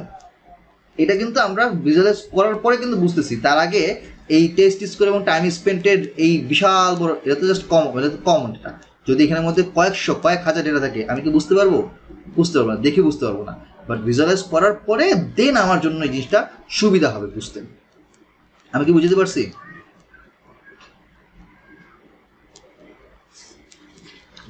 হ্যালো, আমি কি বুঝতে পারছি? বুঝতে পারছেন? জি স্যার। হ্যাঁ ভাই, একটা কোশ্চেন ছিল। হ্যাঁ বলেন। হ্যাঁ ভাই, আমাদের তো দেখা যাচ্ছে আমরা যখন ডাটা নিয়ে কাজ করব, তখন দেখা যাচ্ছে অনেক ডাটা থাকবে, থাউজেন্ডস অফ ডাটা থাকবে। এখন আমরা চাচ্ছি যে আমরা কয়েকটা ডাটা নিয়ে, যেমন 100 ডাটা নিয়ে অথবা 200 ডাটা নিয়ে কাজ করবো, মানে কয়েকটা নিয়ে আমরা কাজ করবো, তখন কি অন্য কোনো ভাবে চেঞ্জ করা যাবে এখান থেকে? হ্যাঁ করা যাবে, অনেক ধরনের ওয়ে আছে, কিন্তু সেই ওয়েগুলো তো সব যদি আজকে একদিনে বলি দিতে তো হবে না। এটা তো আস্তে আস্তে আপনাকে যদি আমি বলি যে হ্যাঁ এটা স্প্লিটিং করার মাধ্যমে করা যায়। এখন স্প্লিটিং করা জিনিসটা কেমনে কি করতে হয়, এটা তো আপনাকে আমি পাইথনের যখন বেসিক জিনিসগুলো শেখাবো, ফার্স্ট 3টা ক্লাস 4টা ক্লাসে, তখন আমি ওই জিনিসগুলো শেখাবো। তো আচ্ছা, মানে এটা সম্ভব আর কিভাবে করা যাবে? ইয়াপ, সম্ভব। আপনি 10,000 ডেটার মধ্যে মাঝখানে যে কোনো 20টা ডেটা বা 30টা ডেটা র্যান্ডম আপনি স্যাম্পল সাইজ ইউজ করে আপনি করতে পারবেন, ওটা সম্ভব। আচ্ছা, স্যাম্পল ইউজিংটা স্ট্যাটিস্টিক্স এর মধ্যে পড়ে না? জি, স্ট্যাটিস্টিক্সের মধ্যে পড়ে। আমি আপনারা যেহেতু এখানে সবাই নতুন, আপনাদেরকে আমি এক লাইনে একটা কথা বলি, যেটার মাহাত্ম্য গুরুত্ব অনেক বেশি, ঠিক আছে? এক লাইনে বলি, সেটা হচ্ছে কি, data science is purely statistics, machine learning is purely regression, আর কিচ্ছু না। ডেটা সায়েন্সে ভালো করতে গেলে আপনাকে স্ট্যাটিস্টিক্সে ভালো হইতে হবে। যদি ডেটা সায়েন্টিস্ট হইতে চান, ম্যাথ শেখা তো পরের হিসাব, আপনাকে স্ট্যাটিস্টিক্স থেকে খুব ভালো হইতে হবে, নলেজেবল হইতে হবে, যে যেটা রিড করতে পারে। ডেটা রিড করা মানে ওই যে জাস্ট আমরা খবরের কাগজের পেজের উপর পেজ রিড করার মতো কিন্তু ওইটা না। ডেটা রিড মানে ডেটাকে দেখে বুঝা, ডেটার মধ্যে ডেটার কি হোমোজেনিয়াস, ডেটা কি হেটেরোজেনিয়াস, ডেটার মধ্যে স্কিউনেস কীরকম, ডেটাটার মধ্যে আমার ডিসক্রিপেন্সি কীরকম, ডেটাটার মধ্যে এনট্রপিটা কীরকম। এই যে আমি টার্মগুলো ইউজ করতেছি, এগুলো কিন্তু সব স্ট্যাটিস্টিক্স টার্ম, এবং এগুলো আমি ওভার দ্য টাইম কোর্সের মধ্যে ক্লাসের মধ্যে এই জিনিসগুলো ব্যাখ্যা করবো কোনটাকে কী জিনিস বলে। সো স্ট্যাটিস্টিক্স যদি ভালোভাবে না জানেন আপনি ডেটা সায়েন্সে ভালো করতে পারবেন না বা ডেটা সায়েন্টিস্ট হইতে পারবেন না। আবার আপনি যদি রিগ্রেশন বা অ্যানালিটিক্যাল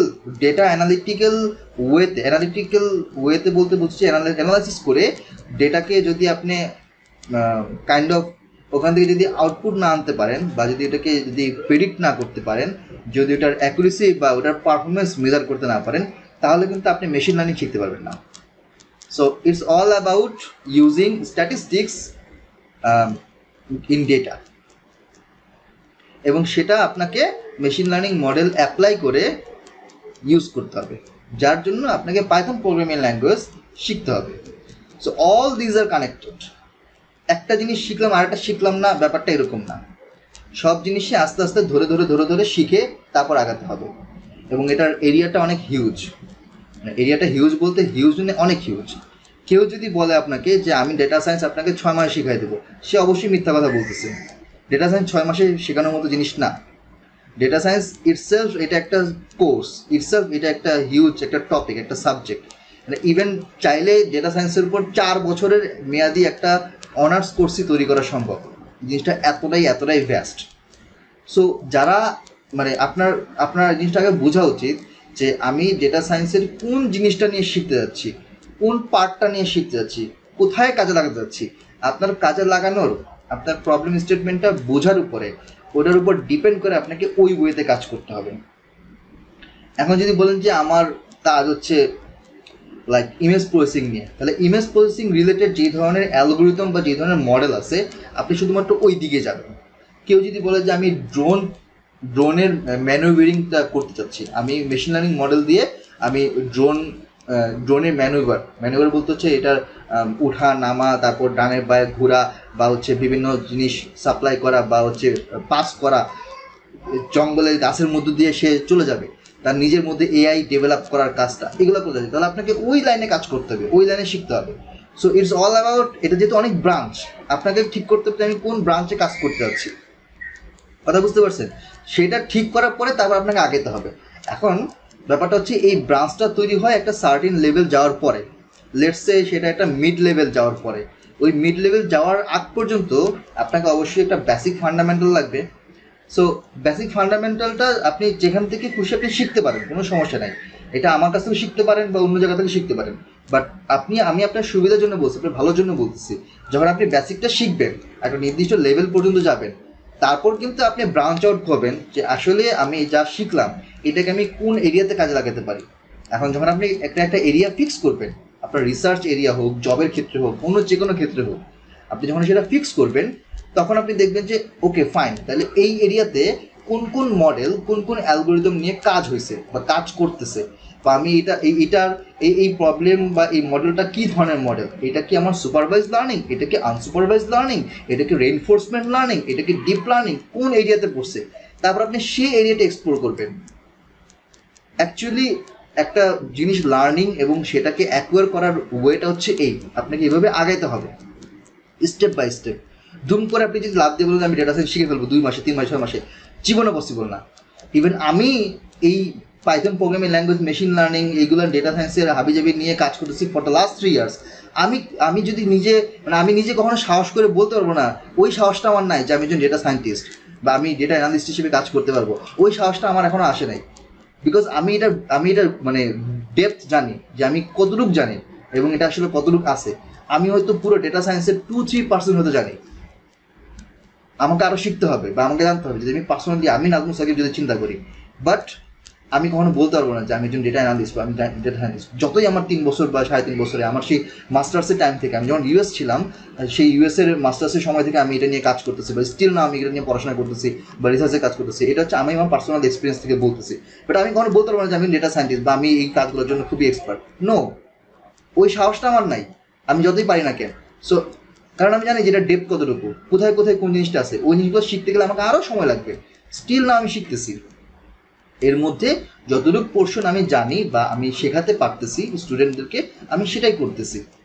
হোপফুলি সামনে যখন আরও অনেক ধরনের মডেল বা আরও জিনিসগুলো নিয়ে যদি আমি ওগুলোকে যদি আমি মানে হাতে আনতে পারি, যদি আমি ওর এক্সপার্টাইজ যদি আমার মনে হয়, দেন আমি হয়তো অ্যাডভান্স লেভেলের কোর্স অফার করবো। But for this time being আমি এখন এই বেসিক প্রোগ্রামিং ল্যাঙ্গুয়েজ এবং মেশিন লার্নিংটা নিয়ে আমি আপনাদেরকে শেখাচ্ছি for the last like 6 or 7 months।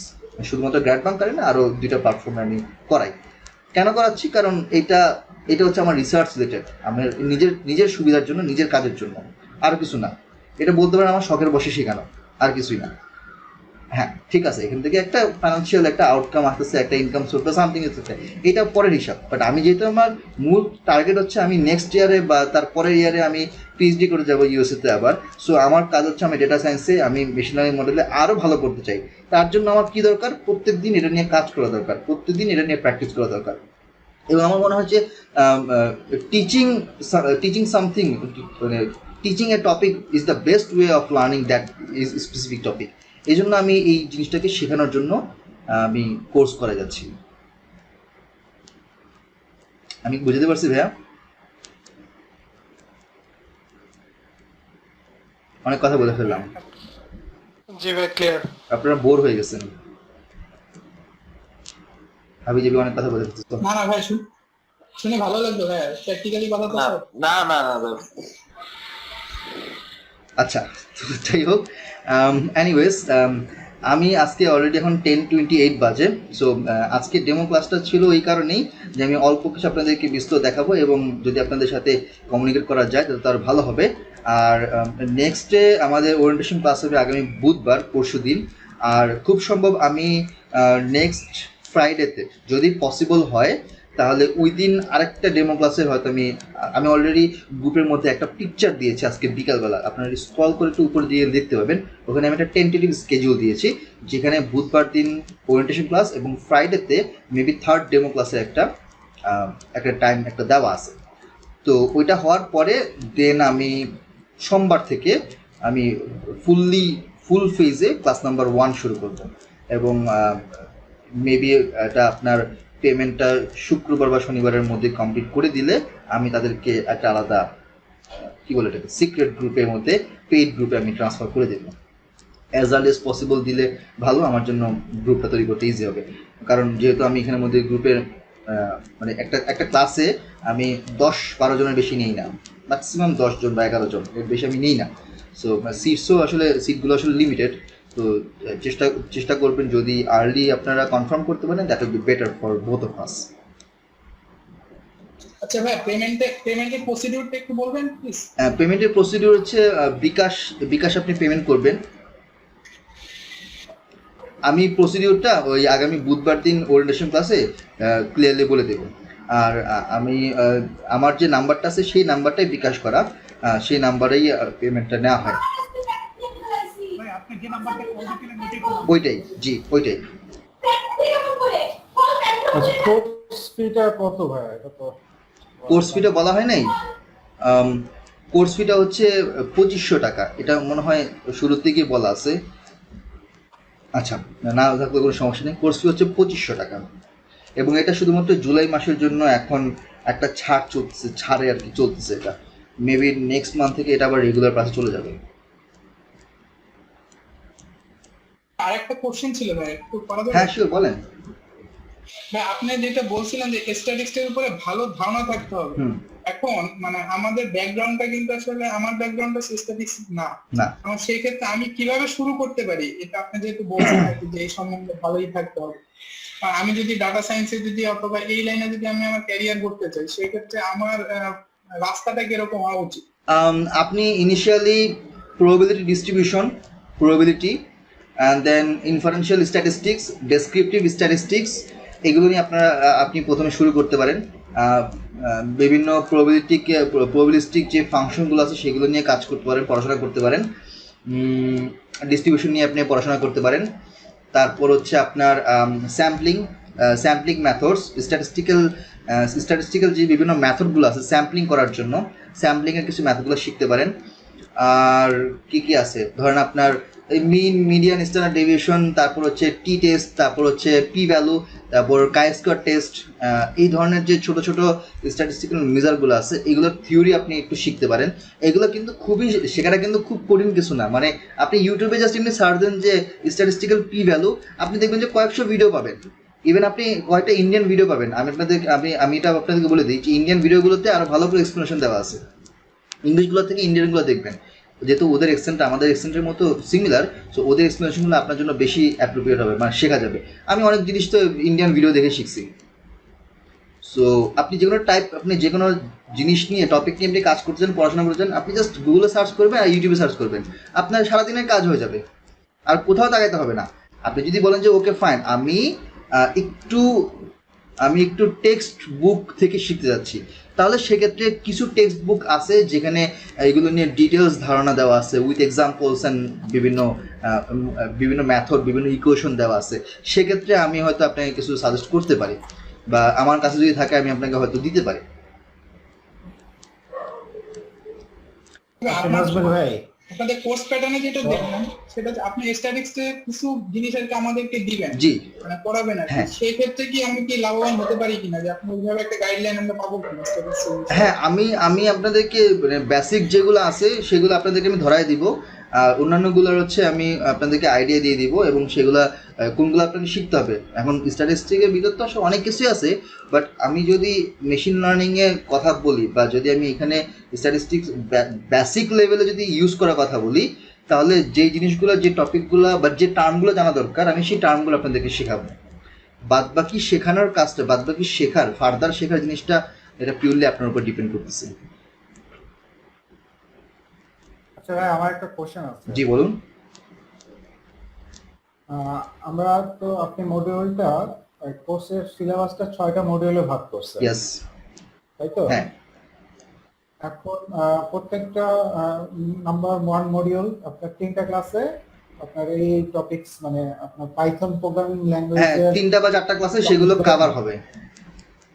Cover হবে। হুম। এখন আপনি ভাইয়া ক্লাস দিবেন কয় ঘন্টা? 2 ঘন্টা কি নাকি? ক্লাস আমি 1.5 ঘন্টা 2 ঘন্টা বা 1 ঘন্টা আমি যাইনি না কেন, আমি আপনাদেরকে ওই টাইমের মধ্যে সবগুলো শেষ করাবো, সেটা আমার মাথা ব্যথা, কোনো সমস্যা নাই আপনার। না, মাথা ব্যথা আমার এখানেও একটা মাথা ব্যথা আছে। কিরকম? মানে আপনি 1 ঘন্টা 2 ঘন্টা যে কয় ঘন্টাই করেন না কেন, এখন মানে আমি কতটুকু নিতে পারতেছি। হ্যাঁ, বেশি পড়ালে দেখা যাবে যে মাথা কম ঢুকছে। সেটা একটা ব্যাপার। দ্যাটস অলসো ট্রু, সেটা একটা ইস্যু হইতে পারে। তো আমি এমনভাবে এটাকে সাজাইছি বা আগে পরে করছি যাতে কিনা পার ক্লাসে আপনি মোটামুটি গ্র্যাস করতে পারবেন। আশা করি খুব একটা প্রবলেম হবে না। Thank you. আচ্ছা, আর ক্লাসের ক্ষেত্রে এখানে আমি কোর্স মডিউল টু কমপ্লিশনের ব্যাপারে এই ক্ষেত্রে আপনাদের কোনো মাথা ব্যথা নাই। এই মাথা ব্যথা আমার, যেহেতু দায়িত্বটা আমি নিছি। সো যদি কোনো কারণে ক্লাস যদি কোনো দিন কোনো কমও হয়, আরেকদিন সেটা বেশি নিয়ে আমি কাভার দিয়ে দিব। ফর এক্সাম্পল ধরেন কথার কথা, কোনো একটা দিন লোডশেডিং হলো, ঝড় বৃষ্টি হলো, বা নেটওয়ার্ক নাই, আমি ওই দিন বললাম যে আচ্ছা আজকে ক্লাস হচ্ছে না, বা আধা ঘন্টা ক্লাস ওপর লোডশেডিং হয়ে গেলো, আমি বললাম যে আজকে তাহলে আধা ঘন্টায় ক্লাস। তাই বলে কি এখন বাকিগুলো পড়ানো হবে না? হবে। যেখান থেকে শেষ হয়েছে সেখান থেকে পরের ক্লাস শুরু হবে। যেমন আজকের ক্লাসটায় ডেটা ভিজুয়ালাইজেশনের আজকের ক্লাসটা আমি লাস্ট ক্লাসে যেই একটা শুধুমাত্র লাইন চার্ট দেখাইছি, তারপর আমি ওই দিন সময় শেষ হয়ে গেছিলো, 11টার মতো বেজে গেছিলো, আমি বলছি পরের ক্লাস থেকে শুরু করবো। আজকে ওই জায়গা থেকে শুরু করছি। সো মিসিং হওয়ার কোনো চান্স নাই, যা আছে সবই পড়ানো হবে। যদি দরকার হয় 16টা ক্লাস 17টা ক্লাসের জায়গায় 18টা ক্লাস নেওয়া দরকার, আমি সেটা নিব, সেটা আমার দায়িত্ব। আচ্ছা, ঠিক আছে, থ্যাংক ইউ। আচ্ছা ভাইয়া, আমার একটা বিষয় ছিল যে আসলে আমরা যখন কোর্সটা শেষ করব, কোর্সটা শেষ করার পরে দেখা যাচ্ছে যে আমরা যদি কোনো সময় এই লাইনে কাজ করতে যাই, কোনো সময় আটকে যায় অথবা কোনো হেল্প দরকার, সেক্ষেত্রে আপনার হেল্প পাবো ইনশাল্লাহ। আমি চেষ্টা করবো, আমি যতটুকু জানি আমার নলেজের মধ্যে থাকলে না, অবশ্যই সেটা দিয়ে হেল্প করার চেষ্টা করবো।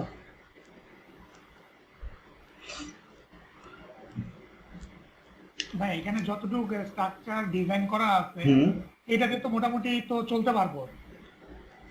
এটা আসলে কেমন প্রশ্ন হলো আমি ঠিক জানি না। মানে চলতে পারবো মানে কি, আপনি কিরকম চালাচ্ছেন? ধাক্কা ধাক্কা চালাবেন? আপনি কি গরুর গাড়ির মতো চালাবেন, নাকি আপনি বাস ট্রাকের মতো চালাবেন, নাকি আপনি মানে কাজ করতে পারবো তো আর কি।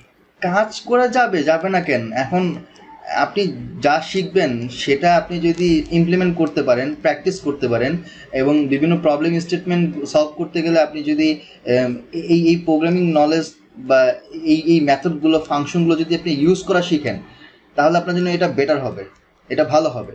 কারণ আমি আপনাকে হয়তো একটা এক্সাম্পল দিব, একটা প্রবলেমের জন্য একটা নির্দিষ্ট ফাংশন দিয়ে বা একটা মেথড দিয়ে আপনাকে শেখাবো। এখন মেবি এমন হতে পারে যে সিমিলার টাইপের একটা প্রবলেম, যে প্রবলেমটাতে এই টাইপের একটা মেথড বা এই টাইপের একটা ফাংশন ইউজ করতে হইতে পারে।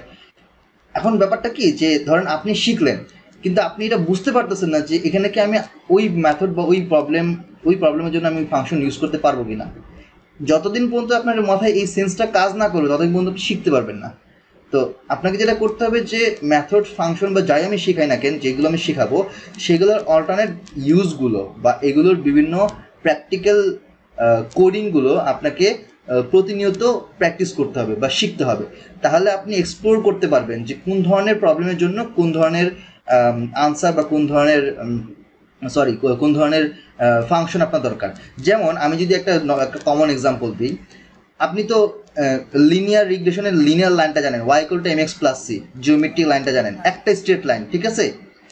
আর এক্সপোনেনশিয়াল ডিস্ট্রিবিউশনের ক্ষেত্রে লাইনটা হচ্ছে নিচ থেকে একদম কার্ভ হয়ে ওঠে,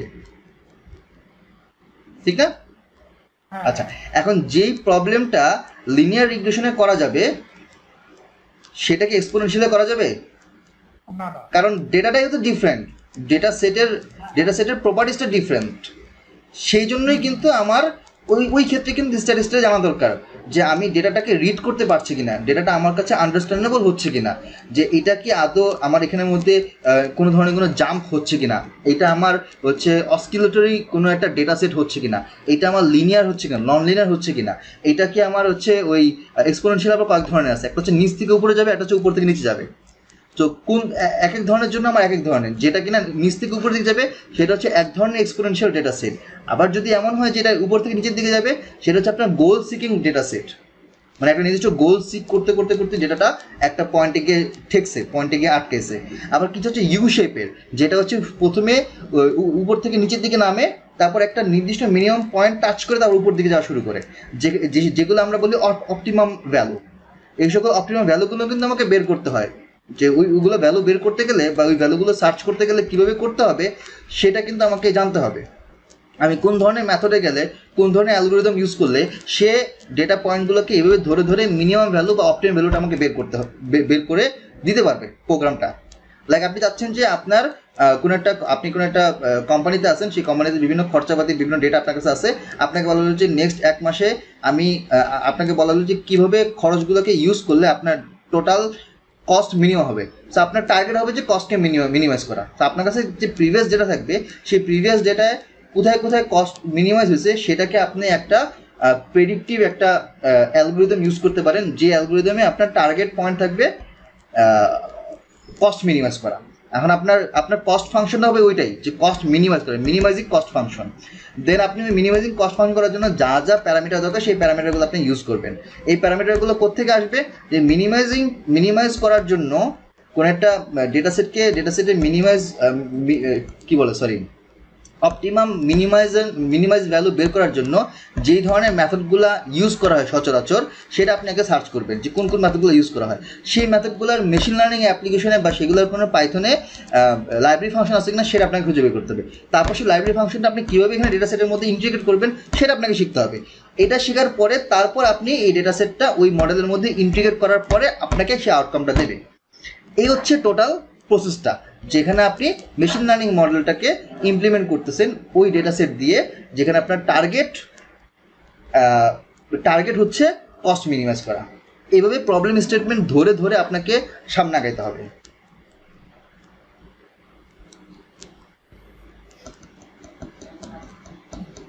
ঠিক আছে ভাইয়া? হ্যাঁ, আচ্ছা, তাহলে আমরা আর যদি কারো কোনো কোশ্চেন না থাকে আমরা আজকে এখানে আপাতত শেষ করতেছি। তো আগামী পরশুদিন দেখা হবে, আগামী পরশুদিন 7:30টায়, ঠিক আছে? তো আমার এই স্কেডিউলটা এই 7:30টা টাইমে এখন একটা ফাঁকা স্লট আছে, আমি এই টাইমটাতেই নেক্সট ব্যাচটা শুরু করব, সোমবার এবং বুধবার 7:30টা থেকে 9টা।